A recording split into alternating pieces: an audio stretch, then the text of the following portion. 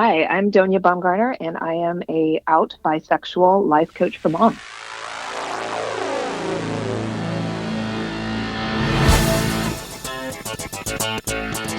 Hello, Out Bosses. Rhodes Perry here, and welcome to this week's episode of The Out Entrepreneur, a weekly podcast where I get to interview today's most inspiring LGBTQ bosses crushing it in business. And on this week's episode, we are welcoming Doña Bumgarner, who is joining us all the way from Santa Cruz, California. Doña, thank you so much for being here. I'm super excited to have you on the show. And before we get going, I just wanted to share a little bit more about your background with our audience. So for those of you who are not familiar with Doña, she is a life coach for frustrated moms who are exhausted living in a culture that doesn't support them as mothers or as women. She helps them get in control of all parts of their lives so they can feel like great moms and whole humans. Doña is also the host of Nurturing Habit podcast, and this is a show that focuses on the ways that we nurture ourselves as whole women so we can live more complete and vibrant lives. I love this. I'm super excited. So Doña, to kick us off, why don't you tell us a little bit more about your coaching practice and how you're making a positive impact on the world? Yeah, thank you. Rose, I'm so happy to be here talking to you. I love your show. I'm so excited about the work you're doing. Oh, thank you. So my business is that I coach with women of all, however they identify themselves, who identify as mothers, who are really frustrated with the way that it feels to be a mother in our culture. And I have come to this work through being that person myself, being really frustrated with what it feels like to be a woman, what it feels like to be a mother in this culture who doesn't get all the support that you need. And then you have this huge overlaying expectation for what it looks like to be a mom, to be a good mom. So I work with women one-on-one and in groups. And I really feel like someone actually vocalized this to me yesterday. She said, "You're changing the world one mom at a time." And that's sort of how I feel about it. Like, if I can help a woman change her life in her household, then that rolls down to her daughters and sons both. And then maybe in the next generation, it will be easier for all of us to parent both fathers and mothers, and however you identify your family, however you identify yourself. It's just hard the way it is right now, and I want to make it easier for all of us.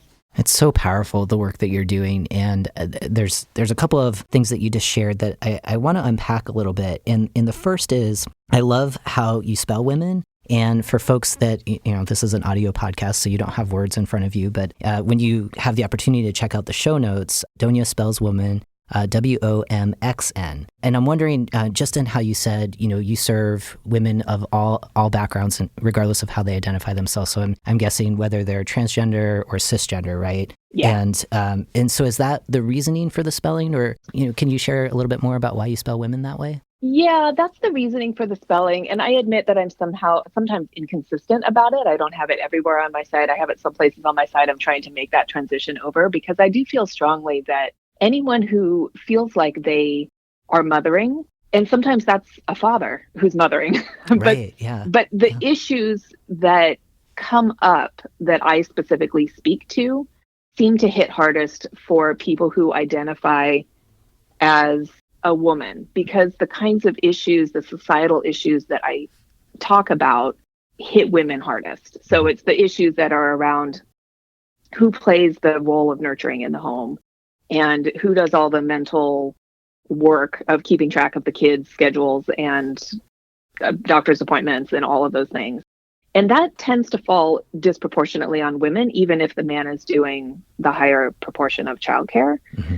But anyone who's feeling those things, whatever their gender, however they express their gender, I want to help them with it. So it's like I need to niche down with specific words in order so that people know who I'm talking to. But I also want people outside of that little bubble to know that I'm talking to them too. Oh my gosh. And that's a hard line to hit, Yeah. That's what I was thinking about this. Just, for you as an out boss, right? You're very familiar with many of our rainbow communities and some of the challenges just that gender presents when we're building families and roles of who does what. And so it gets complicated because we're recreating how we build families, right? And right. So with that, the fact that you are kind of dialing in and serving women, I'm curious, and if you feel comfortable sharing, do you also find that even though your branding is serving women, that there are men who come and work with you, or And I'm thinking in particular, I'm someone who's a trans guy, so being socialized as a girl, as a young person, just how that impacts me as an adult. I don't have kids, so I don't know if I would be an ideal client for you, but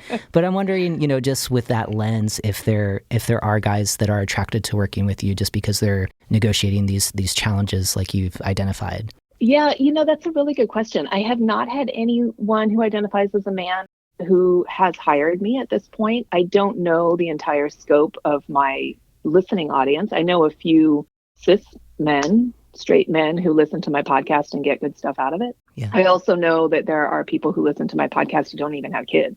Yeah. Who get good stuff out of it. So it applies to people generally. But I feel like I would be so honored if someone reached out to me and said, I'm struggling with these issues and I identify like this, and it's somewhere totally outside of what I might expect that person to be. And I would love to work with people like that. Yeah, it just hasn't happened yet. Yeah. So talk with me a little bit more about, when you're talking about the frustrations, like the language that you use is frustrated to be a woman, working in the world, being a mother, balancing family and other responsibilities of just being a human on the planet. Like what are some of those examples? So when people are coming to you, why are they seeking coaching from you? What are they looking as an end result? And how do you guide them through your process? Yeah, that's such a great question, because it actually is really interesting to me that the things that people present with as what they need help with, I know is not what they need help with. Yeah. And so there's always a bit of education on my part to say, well, the reason you're feeling like this is not what you think. So a lot of people come to me because they feel like they are overwhelmed. That's the biggest word that I hear from people. Their time is too full. They have too many things to do. They have too many expectations. They feel like they have no time left for themselves as humans. So most of the time with the clients who've hired me, they feel like they have just become the mother and they can't find themselves as a woman anymore. They can't find the individual that they were before they had children. Yeah. And they often come to me saying, I need help with my to-do list. I need help figuring out how to fit all these things into my schedule. Like, I need to be more efficient. And when I start talking to someone who comes to me with that kind of thing, what I usually uncover is that they're holding themselves to some standard that's usually an external standard, whether it's like external just to their extended family, it might be a mother-in-law standard or their parent standard or something, or it might be this sort of generalized, well, a good mom should do all these things, right? A good mom should pack a lunch that looks like it's a bento box, and a good mom should do, whatever, the thing that she's attached to. But when we start unpacking it, we often discover that whatever that thing they're attached to is just an idea that they're attached to. And what they really want in their heart is a home that feels connected.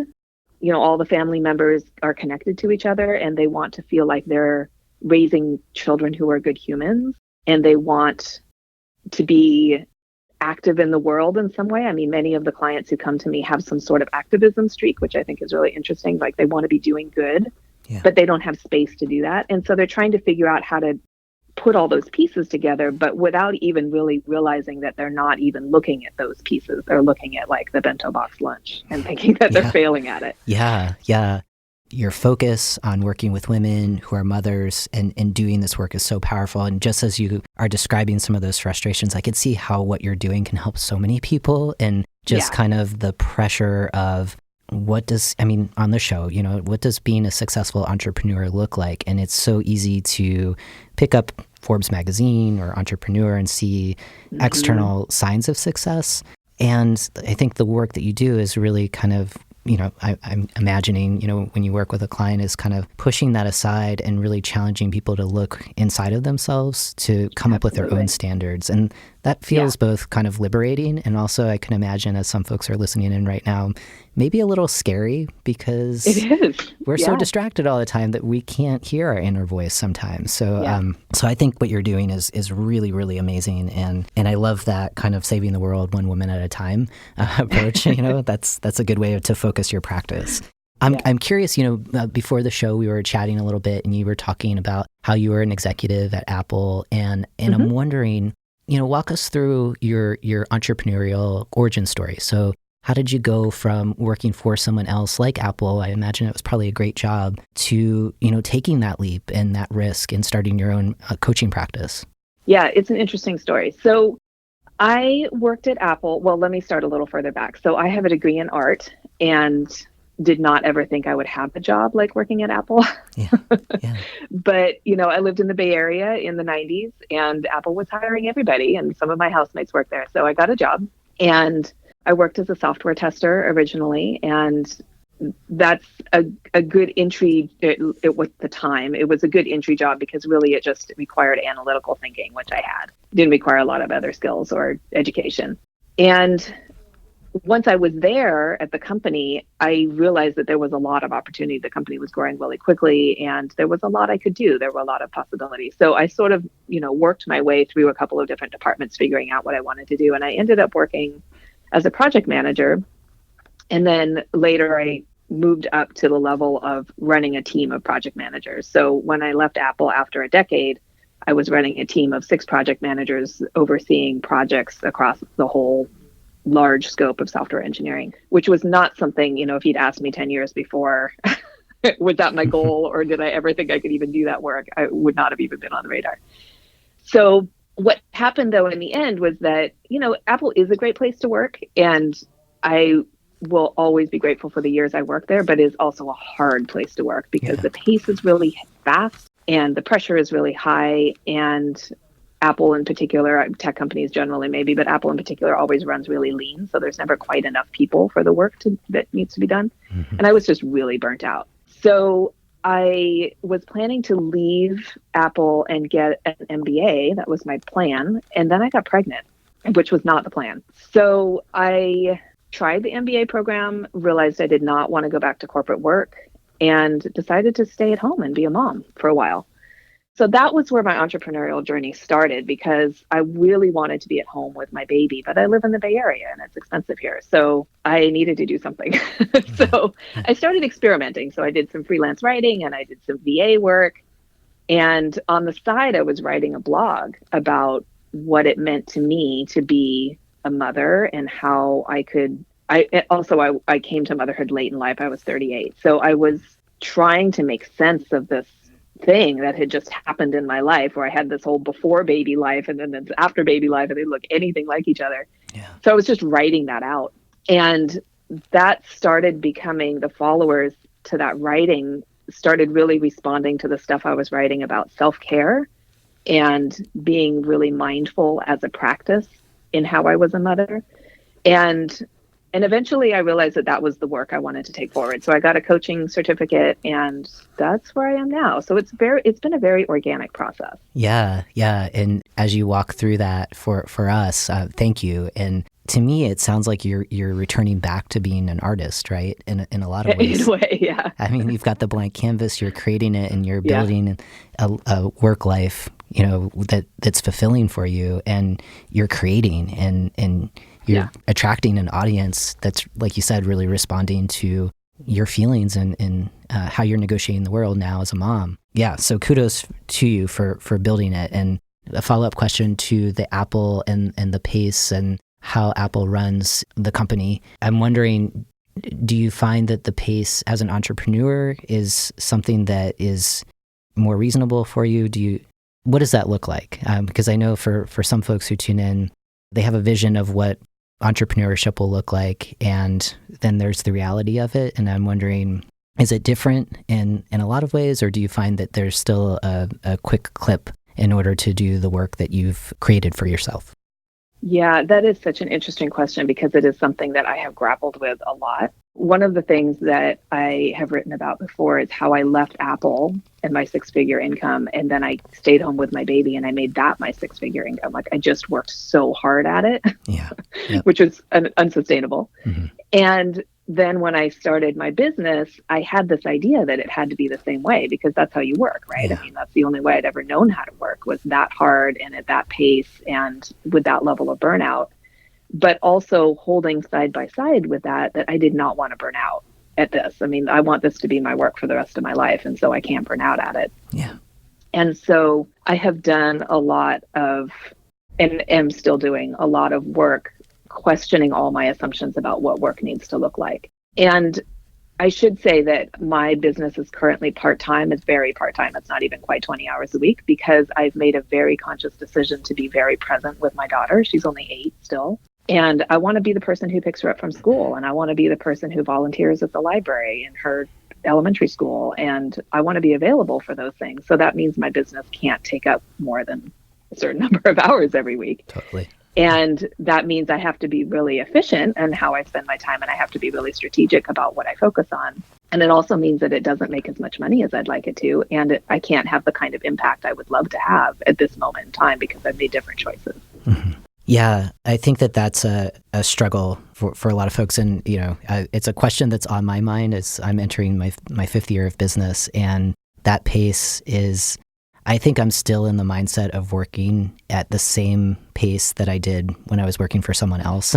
And I'm at that place now of really, like you said, questioning, do I have to do this? Or can I do something different and still maintain the lifestyle I have, and maybe lean on more knowledge products that can generate passive income or other things, just to free up more time for that creative energy, or like for you, to be present for your daughter. And the beauty of it, right, like going back to your art background, is we get to create it. So I think the more that we ask these challenging questions, the closer we get to our ideal reality, right? And I think that's the beauty of coaching. Hi, Outbosses. Rhodes Perry here. As you all know, part of my passion for this podcast is to empower you and fellow LGBTQ entrepreneurs to cultivate a feeling of purpose and belonging in your business, to know you can show up and be the most authentic version of yourself. Purpose, belonging, and workplace culture are concepts I take seriously in my own consulting practice. I'm dedicated to growing the belonging movement to empower leaders just like you, from the largest organizations to the smallest, to build healthier workplaces. That's why I'm thrilled to share everyday practices you can take to build more inclusive workplaces in my best-selling book, Belonging at Work. The book features some of today's leading diversity, equity, and inclusion thought leaders who share some of their wisdom, skills, and stories to give you the confidence necessary to stitch a sense of belonging into the fabric of your organization. To get your own copy of the book, visit rhodesonamazon.com. There you can find a paperback, Kindle, Audible, and hard copy version of the book. Again, that's rhodesonamazon.com. Together, let's grow the belonging movement. From your perspective, there's a lot of folks tuning in right now, fellow LGBT business owners. What's maybe one thing that they could benefit from understanding about life coaching that maybe they don't know, that you can maybe enlighten all of us to help us navigate our lives? Yeah. Well, life coaching is an interesting thing, and it's because it's somewhat like therapy, but not like therapy. And there's, as much as therapists and life coaches both try to define what the line is between them, it's not a clear line. Yeah. There's overlap. Yep. So I guess what I would say for people who are not familiar with coaching is that the benefit of having a coach is to have someone who is absolutely on your side, who can ask you really direct and clear questions to help guide you toward a goal that you set. Mm-hmm. And some coaches are very, like a sporting coach. You're like, you set the goal and then here's how you get there, and, checklist down the way to get there.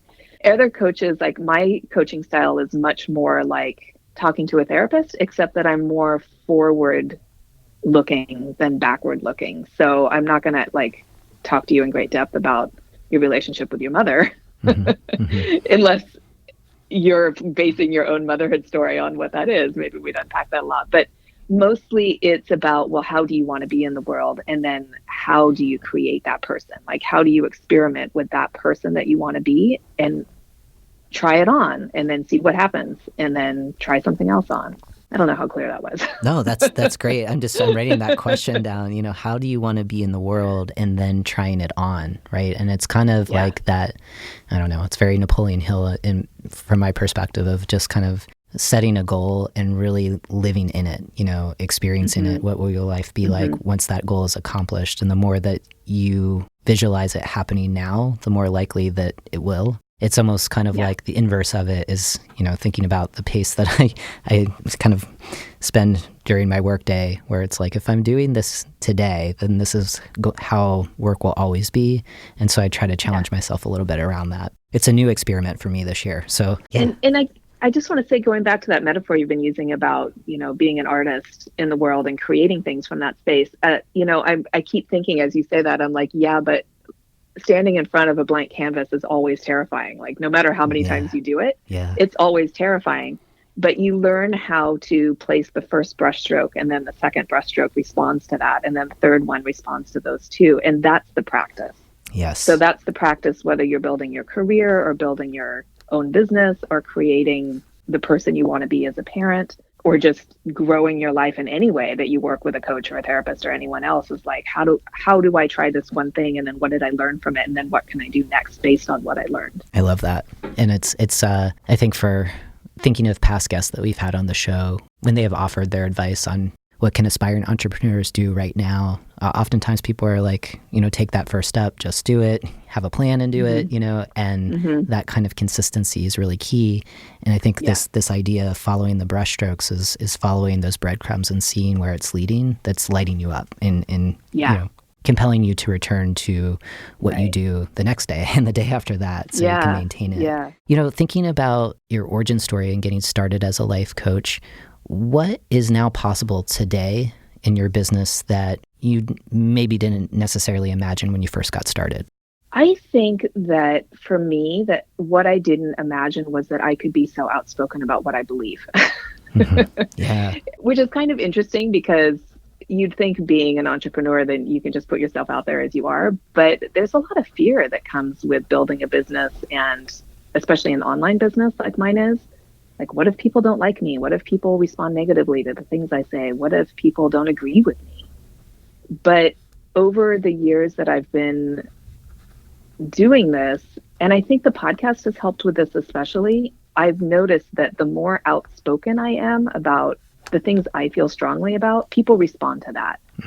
And some people do respond negatively, but more people respond positively, and the people who respond positively are like, please say more like that, like they really are just hungering for someone to speak out against the things that they've maybe been thinking or didn't have words for, or don't have the courage to say themselves, and it can be catalyzing. Do you find, I really like what you're saying here, and I think that it's both liberating to find this truth and to put it out in the world, and on the world of the internet, it's there for as long as the internet is around, right? Exactly. Do you find that with the podcast and with your writing, that as you've hit the publish button again and again with the podcast, or you've put your blog out there on a regular basis, that you're getting more clear around what your voice is and what your, not just your message or your mission, but just your purpose? Has that surprised you, in terms of just that consistency and being so public in what you believe? Yeah, absolutely. Every time I hit publish, I'm more clear. And every time I am courageous enough to say one more thing that feels really scary and then hit publish, I feel more courageous about doing it the next time. Yeah. And I think that the consistency absolutely builds my voice. And the fact that I've been blogging for 8 years in one form or another means that when I sit down to write something, I know how I write. So I can speak more clearly about what's the meaning on my heart without worrying about the words, because I already know how I speak. I already know how I write. And also, I'm finding that the more I do interviews like these, I also am finding a different part of my voice. So speaking aloud is different than writing. So the things that I say on my blog, for example, or in a newsletter, sound a little bit different than the things that I say when I'm being interviewed on a podcast or speaking on my own podcast. And that's been a surprise to me, but a really wonderful one. Yeah, I understand that. And I'm wondering, is there anything when you look back that you're surprised about in terms of, initially getting started, being clear on your purpose of why you're starting your life coaching business, but as you went along, as you continued to write, for example, do you look back and say, wow, when I first set out, I couldn't imagine having put out this particular message, and it just took 3 years in of consistent writing to get here, to get that clarity. Is there anything that comes immediate to mind where you're like, yes, this is it?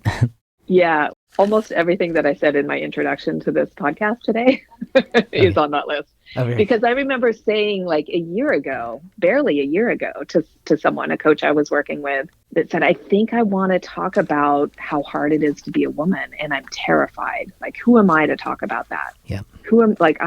I'm not a trained feminist. I don't have a degree in women's studies. Like, who am I to talk about these things? I could never, and here I am a year later. Yeah. Absolutely talking about them. Absolutely. I mean, that's the power of lived experiences, right? Is that you don't necessarily need a PhD to talk immediately about how you experience the world. And I think just by being brave enough to find the megaphone, and find an audience who will listen, that people gravitate and say, yes, exactly what you're saying. I feel this too. And that's how movements are started. So it's powerful. I feel very privileged talking with you. So thank you for sharing that. So a question here, which is important to me in the work that I do, and I'm curious, with your experiences working at Apple and with the clients that you work with, I'm wondering, what's one thing that you do in your business right now to create a more inclusive environment for the folks that you work with, especially for folks who've often felt excluded and may not necessarily see themselves in the world of finding a coach who can get them? Mm-hmm. I think that the biggest thing I do is that I am really open about who I am and my experiences. So I talk in everything I do about my past. I talk about having been married to a woman. I talk about now I'm with a partner who's a man, and I talk about what it feels like to be an out bisexual person. And not like I'm on a soapbox about it, but like I just drop in when it's appropriate.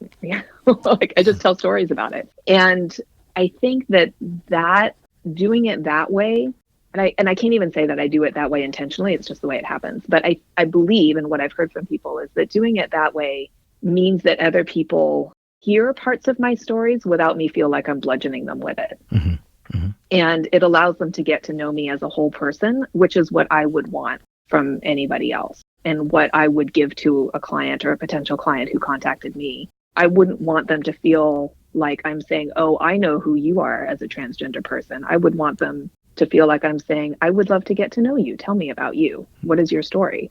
Yeah. Which is going to be different from any other person's story, no matter what the pieces are. Absolutely. Absolutely. Yeah, that makes a lot of sense. And I'm wondering, when it comes to your own lived experiences as someone who's bisexual in the world, when you think about your business and your lived experiences, do you see yourself having some kind of rainbow superpower that allows you to stand out and attract more people that are gravitated to your approach and how you do life coaching? Yeah, I do. I think that being a bisexual woman in particular, because I can sort of pass no matter where I am. I can pass with the lesbians, I can pass with the straight people, which also means I can be invisible in a lot of ways. And so on one hand, I feel like I grew the muscles to speak up about what people didn't really want to look at as being an out bisexual woman in a community. I live in Santa Cruz, which is a very, at least when I came out 25-ish years ago, very lesbian community that did not see bisexual women as a thing. Yeah. Bisexual women were questioning lesbians. Right. So I felt very invisible, and I found myself speaking up for myself, for men, for other women who weren't brave enough to speak up for themselves. And that now translates to the work I do, in that I have the courage to speak up, and I have the courage to speak up in a way that's not going to get me kicked out, if that makes sense. Like, I can speak up in a way that people will actually hear what I'm saying instead of feeling like I'm fighting them. Yeah, that makes sense. And I'm wondering, for your experiences when you were working for someone else, and we talked about this before we hit record, and you had mentioned that you haven't had any negative experiences working for someone else. I'm wondering, what were pieces in the workplaces that you worked in the past that signal to you that you could bring your whole self to work? And what could we learn as LGBT business owners as we build our own businesses to be mindful of those experiences? Yeah, I feel incredibly lucky to have come out in the place and time that I did, and working for the company that I did. Apple is a very progressive company. And I was always out. And in the decade that I worked at Apple, I had 2 female partners and 2 male partners. And it was never a thing. People met them. I brought them to parties. It was just not an issue, which is amazing. Yeah. But I think that what helped make that possible was also that everybody around me was open about who they were. I had a bisexual manager for a long time. I knew that she was bisexual. She was in a relationship with a man the whole time I knew her, but I knew about her that she identified as bisexual. I don't even remember how I knew that. I mean, she must have told me at some point. But I think that the more everybody is out, the more it allows for everybody to be out. So the more people are just open and don't make a huge big deal about it, then the more everybody else feels comfortable just being who they are. Like you can just let it down. Yeah, that totally makes sense. And it makes me think of the research on covering in the workplace and the reality that most people in the workplace in the United States are covering some aspect of who they are, who they truly are, because they view it as a vulnerability that would impair them or making them possibly lose their job because of those aspects. And it's like 3/4 of the workforce, which is mind-boggling to me of what's lost in terms of really building trust and rapport with a team. And I love what you're saying, where there's more people are willing to be out and not just about sexual orientation or gender identity, but to just show up and be honest about who they are in the world. So long, there can be oversharing, but just as it relates to the workplace, that I do think that creates a sense of relief for other people of like, wow, you're a real human. And I feel like I can connect with you. And now I might lower my waterline a little bit to share more about who I am as well. Yeah. And also as a manager at Apple, I also received, sensitivity training and sexual harassment. Yeah. So, we received a lot of training. So if we bumped into a situation that was awkward or uncomfortable, then we had language to manage it. Yeah. So that's an important piece too, is to make sure that employees and bosses have all the language and the awareness to deal with things when they get weird. Yeah. But I think that just being uncovered, to use that language, just be uncovered about who you are gives everybody else permission to do the same thing. Yeah. Well, thank you for that. It gives me hope, right? That when you came out, you were always out in the workplace, and that you had that ability, and you felt safe enough that you could be. So there is hope, and especially I'm thinking for listeners in other parts of the country or the world where it may not feel safe, and that's totally understandable. We are working collectively, as LGBT business owners to change that by being models in our own business, to create sanctuaries for people to show up and bring their genius to the workplace. So I'm wondering, Doña, from your perspective of some of all of the rainbow superpowers that we have that we bring to bear in our business, and also some of the realities where just in the United States alone, there are a good number of states that don't have protections for our communities in the workplace. What do you want our listeners to take away to inspire them to be more authentic in their work? Oh, that's such a good question. I think that the most important thing you can do is to know your own limits. It doesn't help you any to be in someone's face if it's going to cost you your job. Yeah. Yep. But if you feel like there's a boundary and you're not pushing it and you have the courage to push it, then try it. I don't know if I'm saying that very clearly, but I feel like there are very small ways that we can be out, even in places that are unsafe, to be out completely, but we can still be ourselves in more authentic ways. And so I guess that's what I'm talking about, is like, how can you be more authentically you in whatever way feels safe enough to do that? Yeah, that makes sense. I think that's good advice. And as we're kind of coming towards the end of our interview, which makes me sad, there's a couple more questions that I have for you. And the first is, okay, so we're in a new decade, new year. And, I always like to kind of look back 10 years, 2010, who was I in the world? And whoa, totally different person. And which makes me so excited to think like 2030, okay, where am I going? Who am I going to be? And I'm wondering, I know that that's big, but as you look ahead over the next decade, what do you see yourself accomplishing in your business, in your life, that lights you up? who will you be in 2030 when you listen to this interview again? What would you like to say to maybe your older self of where you intend to go? Oh, that's such a great question too. Well, the first thing that I think of when you ask me that is like, wow, my daughter's going to be almost 19. She'll be in college. Oh, that's so crazy. Yes. So like, what will my life look like when my daughter is in college? It will be so completely different than it is now because she won't need me like she does. And I won't be engaged in her life in the same way. So in a lot of ways, I'll have my entire life back in a way that I don't right now.